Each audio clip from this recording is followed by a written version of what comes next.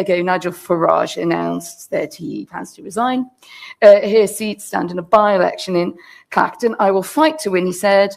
I will fight to continue the political revolution that reform has started. The people versus the establishment in a by-election, standing down to stand up again. It's quite a smart move, isn't it? How is it smart? Who's he fighting? I mean, what I saw was a man who was cracking under the pressure. He went on telly having a hissy fit because for the first time, he is finally having to face some scrutiny after a very long honeymoon, and he cannot handle it. All of us, MPs, have to register our donations. We have to register our gifts.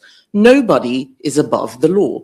He decides that he doesn't want to do what everyone else has to do, that he's better than everybody, and now there's an investigation.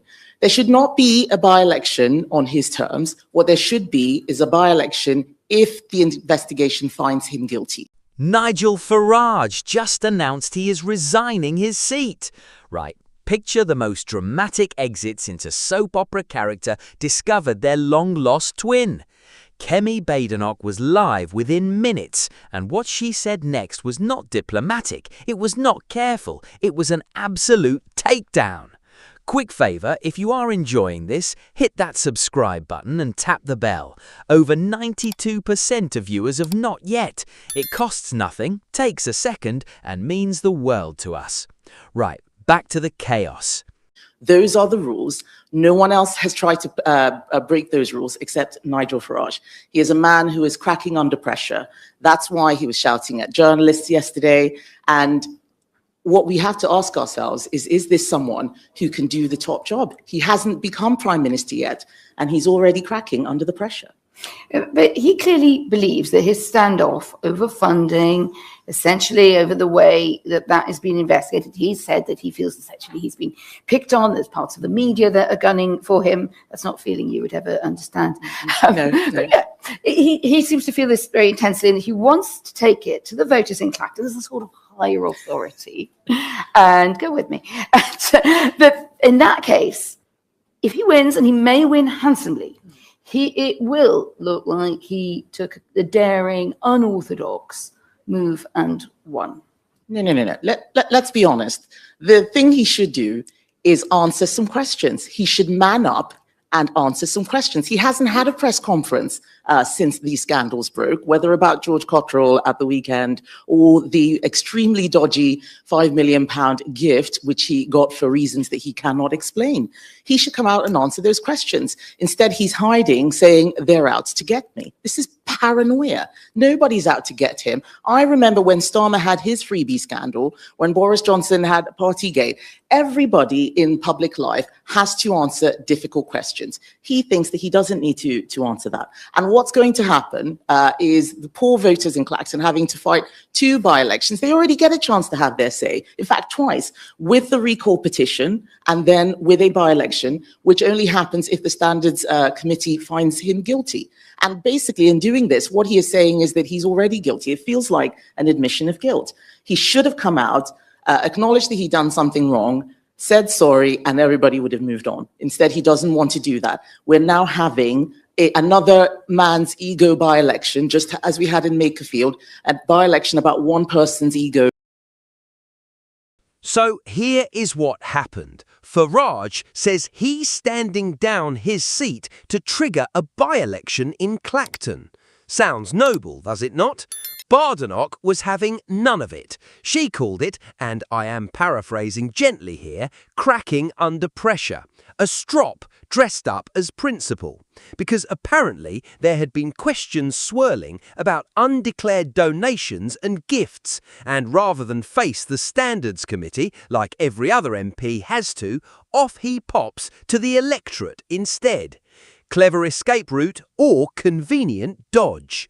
You decide. But she was not finished. She branded the entire by-election one man's ego, costing taxpayers money for what she reckons is essentially a publicity stunt. And when asked whether the Conservatives would rush to field a candidate, she refused to dance to what she called Farage's drum. Cool, calm, unbothered. view of Andy Burnham. I merely mentioned the T-shirts. I did not have a go at the T-shirt or the eyelashes, for that matter. I was having a go at Labour MPs who are the real problem. And what I say is it doesn't really matter who the leader of the Labour Party is. It's still the same MPs, and they're not even Labour MPs anymore. They're just welfare MPs. If we want to know what Andy Burnham is like or what he's going to do, then I think we should just have a look at what he's shown us. He doesn't like answering questions either. He prefers to go onto Reddit, probably with a junior staffer responding to some questions. He is not dealing with or even commenting you did creep in there, though. Yeah, but look at what he said, some blah, blah, blah, you know, and it's very amusing. I think he's going to be a lot more amusing than Starmer. I mean, that's a low bar. He's going to be a lot more amusing than Starmer. But I don't know that he is going to be more focused on the real problems driving the country. Are you going to get like onto defense. Reddit yourself? Just do, well, that's no. I have I have more serious things that I'm working on, which are the plans that are going to get this country working again, because somebody has to do it. Labour's not doing it. Reform are having more by-elections, even after they've lost the last 5 or 6. So actually, I'm talking about how we get people off welfare, how we pay for defence, an economic revolution that we're going to need, lowering energy costs, cutting taxes. That's what I'm talking about. Now hold on to that thought, because the interview took a sharp turn toward Labour next. Andy Burnham gets a mention, and Badenoch does not hold back there either. More entertaining than Starmer, she says, before pointing out his MPs are, in her words, welfare MPs. Ouch! She even mocked Burnham for taking cosy questions on Reddit through junior staff instead of facing the public directly. Talk about hiding behind the sofa. But I also remember how deeply, deeply unpleasant Keir Starmer was when I first became leader of the opposition. You know, people telling me now that I'm being mean. They need to go back and watch some of those PMQs where he was cock of the walk and now he's the feather duster. And it's quite entertaining to me now that there are now 2 party leaders who've been running around acting like they're the big I am, and they're both gone. And I'm still here. And I intend to be here, certainly, until the next general election, standing as leader of the Conservative Party, and ideally after that as Prime Minister. You did Minister. get into a bit of trouble with the Speaker using the word traitors to describe no, Labour. I didn't. Do you have it? No, he said that I shouldn't use "they don't like it" up them. That was what he was complaining about. Oh, that was the complaint. Yeah, that was. Is there any danger, just to be serious 1 second on this, and then we'll come on to some of your plots and plans for the next month, that there is a bit of a degrading of language, and each time everybody thinks, well, I've just had it thrown at me, I'll throw it back. Traitors, you could say that, that landed a little, I'm quite robust about these things, but it landed a little bit badly because I've heard it used in a bad way in politics, sometimes, in ways that can drag down the debate, can just be more divisive than useful. Did you not think actually had questions about that? Well, it's very interesting that the media are saying that the use of the word traitors is a bit much. We did actually look at what language is parliamentary, what isn't, and what is common in the media. The media uses the word traitors. And this is everybody, all of them from left to right, constantly. But it's only when Kemi uses it that they realize that we might not like but this if you think it's a bad example, then you don't have to use it. The fact is, I said that they were traitors to him, not to the country, and we should actually go and look at how people spoke in Parliament before Telly turned up.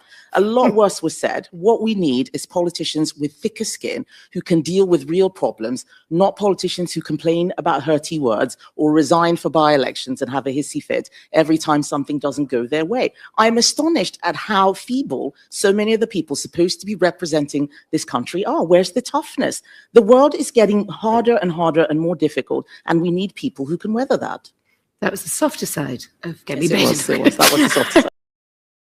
Here is where it gets properly interesting, though. Badenoch admitted something most politicians would never say out loud. She is leading a small opposition against a massive Labour majority, and if she does not come out swinging at the dispatch box, she gets, in her own words, eaten alive. Honest, brutal, refreshingly blunt. And the numbers back up her fighting talk. She pointed to holding council seats and a historic Aberdeen South by-election win, all within 2 years of opposition. Not bad for a party everyone keeps writing off. The defence investment plan, you said, was not fit for purpose, and you've promised to cut 17 billion to green energy projects to boost defence spending. But realistically, a lot of people will remember that big decline in real terms defence spending under the Conservatives. How do you account for that? It's still a millstone around your neck. I think it's something that's said in Westminster, but it's not something that's said out in the country. Defence spending went down every year from 1989, after the fall of the Berlin Wall, since I was 9 years old, every single year. Actually, when I was in cabinet, it started going up. But the fact is, the threat has changed. We need to increase defense for the threat of 2026, not for 2018 or 2010 or whatever. And if we had spent loads of money on defense, and we're going to increase defense spending during the years when we were actually trying to cut the deficit, I think people would have asked, what on earth are you doing? Russia was in the G8. This was the golden era of our relationship with China. Defense was not the area of priority. It was not what was being focused on. And anyone saying that the defense was deliberately being hollowed out is, as Keir Starmer always says, is using hindsight analysis. When we were spending money on defense, they were asking that we disarm our nuclear deterrent and leave NATO. So we don't need to take lectures from Labour on this. The fact is, defense was not a focus because we were living in an era of peace. Era of peace is over. It's time for us to start rearming for today and the future rather than for 10 years ago. One place you've proposed savings, which would at least help substantially towards that aim, is welfare and the welfare bill. And you've proposed 23 billion of savings, so through various measures. But the point about this being that welfare spending over whoever's been in power in recent years has risen. It's continued to rise pretty inexorably. Now, there are some, including your former Conservative Chancellor Jeremy Hunt, who said, however many promises are made, the only real way that you could probably start to get into this is going into quite concrete things like scrapping the pension triple lock. You can't just do it by putting out a number, and we've seen Keir Starmer struggle with that, but so in fairness did Conservative governments. Are you in the mood to do something a bit more radical? You've got a summer of thinking ahead of you. Does that feature? So I've been very clear that the triple lock is Conservative policy, and it was put in because in 2010, when people like Jeremy Hunt came in, there was a lot of pensioner poverty. The triple lock is not where to start. We need to start with growth. If we were growing at 2 to 3%, nobody would even be talking about the triple lock. It's simply robbing Peter to pay Paul. It's moving money around. The place to start is with those on benefits who can work but don't work. When we left office in 2024, 2,000 new people each day were claiming out-of-work benefits. That's extraordinary. Today it is 5,000 new people each day. We have to deal with this. If you take somebody off benefits, first, it's a double whammy. First, you stop paying their benefits, and secondly, they're paying money into the exchequer. That is why this is where we want to start. That is our policy. So I've said, no, we're leaving triple lock in place. That is Conservative policy. What we need to do is get growth. That's why we've got a 5-point plan, our economic revolution, how. Then comes the policy bombshell. £17 billion shifted from green energy into defence spending. £23 billion slashed from welfare by pushing people back into work, and the pension triple lock staying firmly in place. Big numbers, bigger promises. She closed by dismissing rumours of a secret pact with Reform UK figures, insisting her only focus is uniting the country around common sense. Love her or loathe her, that was not a dulse.